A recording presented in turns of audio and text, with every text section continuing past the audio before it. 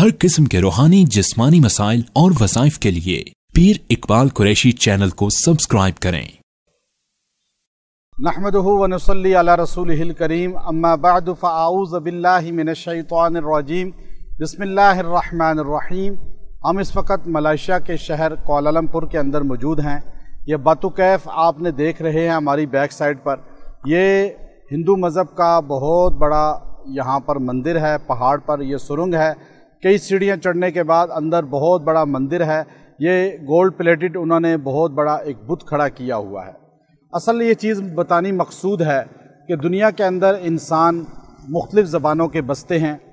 ہر انسان اپنی سوچ کے مطابق چلتا ہے، اور انسان اپنے ہاتھ سے جن کو تخلیق کرتا ہے، بناتا ہے، ان مجسموں کو، ان مورتیوں کو حاجت روا، مشکل کشا سمجھنا شروع ہو جاتا ہے۔ اور انسان اگر اپنے ذہن کے مطابق چلے اور اپنی سوچ کو سامنے رکھ کر چلے تو ہمیشہ گمراہ ہو جاتا ہے۔ ہمیں چاہیے کہ ہم اس علم کو اختیار کریں جو نبوت کا علم ہے، جو آسمانوں سے وحی کے ذریعے ہم پر نازل ہوا۔ حضرت محمد صلی اللہ علیہ وسلم اللہ کے آخری رسول اور پیغمبر ہیں، اور تمام نبیوں کے سرتاج ہیں، امام ہیں۔ آپ ہمارے پاس اور دیگر انبیاء بھی جو علم لے کر آئے، وہ علم کیا تھا کہ اللہ کے علاوہ کوئی حاجت روا نہیں، مشکل کشا نہیں۔ انسان جس کو تخلیق کرتا ہے وہ حاجت روا نہیں ہو سکتا۔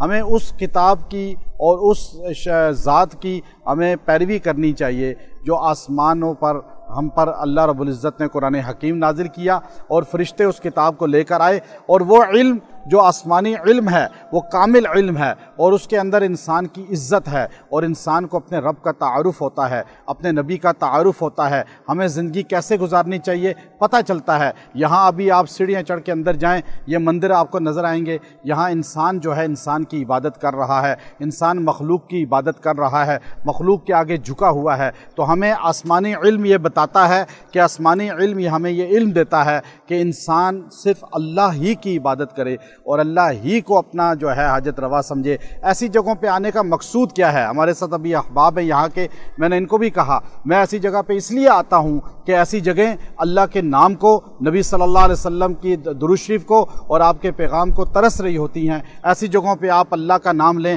تیسرا کلمہ پڑھیں، آپ درود شریف پڑھیں، آپ استغفار پڑھیں۔ قیامت کے دن یہ جگہیں گواہی دیں گی کہ یہاں پر اللہ کی صدا بلند کی ہم نے آ کر۔ یہ عبرت کے نشان ہیں، اور ہم یہاں عبرت حاصل کرتے ہیں کہ ہمیں اللہ نے توحید دی، ہدایت دی۔ اللہ کا احسان ہے، اور ان نفوس قدسیہ کا احسان ہے جنہوں نے ہم تک اسلام پہنچایا۔ ہمیں ایسی جگہوں پہ تیسرا کلمہ کثرت سے پڑھنا چاہیے، سبحان اللہ، الحمدللہ، لا الہ الا اللہ، واللہ اکبر، ولا حول ولا قوة الا باللہ العلی العظیم، وآخر دعوانا ان الحمدللہ رب العالمین۔